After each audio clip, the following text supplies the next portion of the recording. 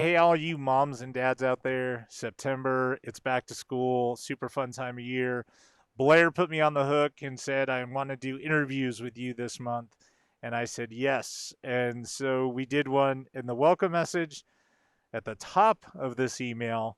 And then she said she wanted to ask me some parent related questions because she's not a parent, Nope, although youth athletes and the whole youth bowling thing, that's her jam. It makes her I super do. happy. Yep. But she wanted to ask me some questions. We're gonna grill him. And so, yeah, I turn it Okay. over to you, Blair. All What's right. up? So back to school time. Yes. Everyone's balancing back to school. Okay. Yep. Yep. So, Yep. Yep. what tips do you have from your household about Mm. balancing back to school with back to sports? Schedules. Yeah. We just keep our schedule clean. We understand that we have to do our homework before we can go participate. For my son, it's football. That's his passion, and he has training every night, and it's usually around 6:30. So we get home from school. He's got to make sure all his studies are done.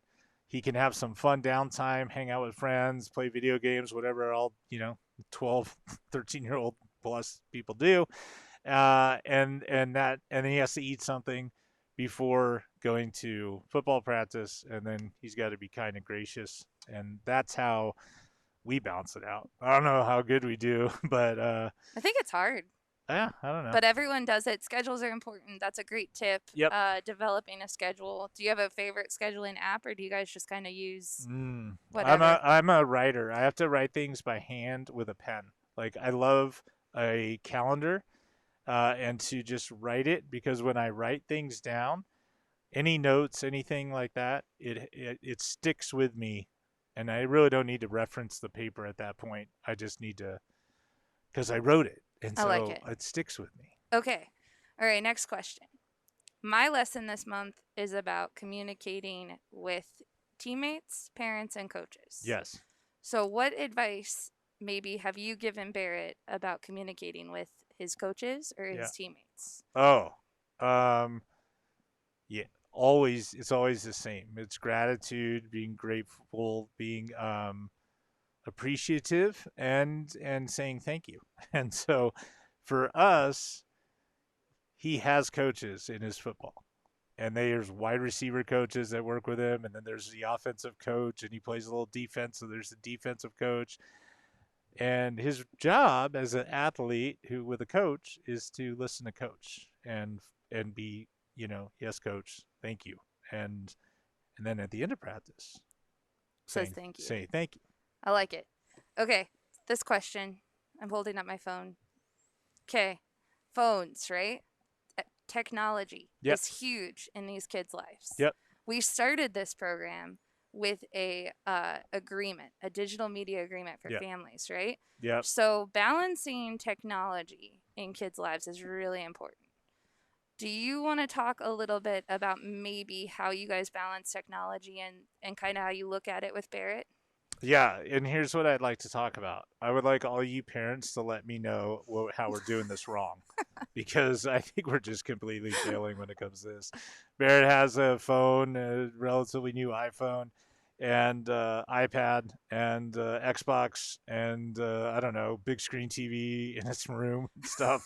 Like, so I think this is an epic fail. However, I will say that lesson that was something you put together, and I thought it was so valuable. Like it was so meaningful, the whole deal. And then you had this digital detox thing like a month ago Yeah, or something that like was that. last month because Yeah. yeah. So I actually saw on the news today, and we will wrap this up. This is the last question. So I think it's really fascinating. I'm not a parent. We've already talked about Yeah. that.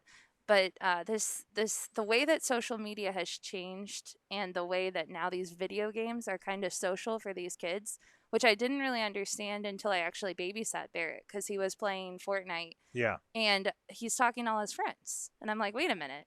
They're playing like it's like they're going outside, but they're playing in the game, right? Yeah. So, and they're talking about that more and more. So I think it is a balance. And I think you guys do better than you think you do. And I think all of the No, parents in this program, we don't. I mean, it's hard. I mean, I don't think nobody has the right answer for this balance yet. Oh, can I say something? Yeah, go ahead. Because it's relevant. Remember we did this? I was crazy at Storm, and I was like, Blair, I think we're missing something. Like, I just think we're missing. So I started researching generations. Do you Yeah, remember when I did this project? totally. Yep. And I found out that there's like roughly, roughly seven like living generations. And then there's four generations kind of like in the workplace or whatever. Yep. And every generation grows up in a different environment. 100%. And Barrett's generation is the first generation that they've never lived a day Nope. where there wasn't an iPhone or Right. one of these digital devices like in their face all with them all the time. It's the first generation like that. And so when I did this research, it kind of that light bulb went off in my head that, oh, it's so important to him because it's like His whole he's always been exposed to right. it. Like you mentioned paper and pen. That's what you're used to. That's yeah. He's not used to that. My generation is used to the quill. Okay. I use a So quill. here's the thing. Just like you said, I think my message to the parents this month, I'm stealing your Great. lesson. Yeah. But my message is understand that you may think differently than your kids about technology, and that's totally okay. Totally okay. But listen to them and just open conversations. And that's really, go back to that media agreement if you did it earlier on Yeah. and you're struggling with this electronics digital stuff now, just look at what you guys went over and start that conversation. Like that's really what that whole thing was like a conversation piece for parents to start talking to kids about the electronics, because I know I struggled with my parents. They didn't understand MySpace back in the day. So it's a existing problem that will all just keep evolving. Yeah. And just know that your kid has grown up with a cell phone, Yeah. like connected And with a computer and constantly. a watch, probably. They'll probably have this little computer on their wrist. Yeah. So, and they'll All right. probably have a Tesla, like, or an electronic car someday. Is that it? Were you asking me parent-related questions? Yeah, I think I got lost. But okay, I'll end with this. Yeah. We'll end with something sweet. Uh-huh. Okay. Yeah. So, what's your favorite part of being a parent?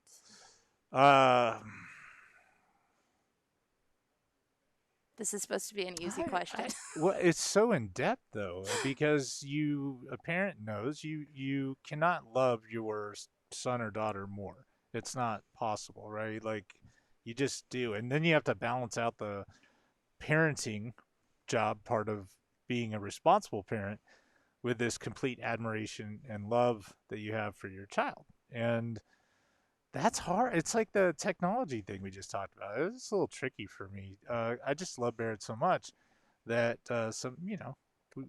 you want to hold them accountable, but you want to be soft enough and let them know that you care. That you care. Yeah. Yeah, I don't know. And so it's a good answer. Anyway, well, I think your parents' tips have been great, Gary. So keep them up, and I think parents enjoy it. And thank you for letting me interview you. Okay, can I say a closing thing? Yeah, you're on. Okay, my closing thing. I say it all the time, but I want to say it again because it's super important. Like at the Storm Youth Championships and Junior Gold and all these crazy bowling tournaments that your youth athlete is competing in. Yeah. Many times, like every single Storm Youth Championship, no one has ever competed on the oil patterns because our friends at Kegel designed the oil patterns specifically for that event in that bowling center. 100%. So they're close to other patterns that the kids have bowled on for sure, but they were not the same. They've never bowled on it, and we just have to understand that while some kids might be playing well, your son or daughter might not be playing well at that moment in time, but it's really hard because they can't see the obstacles that are in the oil pattern. And so for us as all parents or people working the events, it's always about being supportive. Your athlete 100%. is doing the best that they can. They're doing everything they can to have great results. It's just really complex.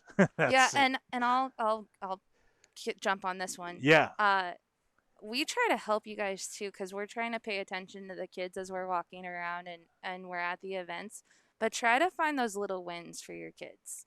Try to find something that like you can see, like whether it's they made a really great friend. Like focus on that, even if bowling's not really going your way.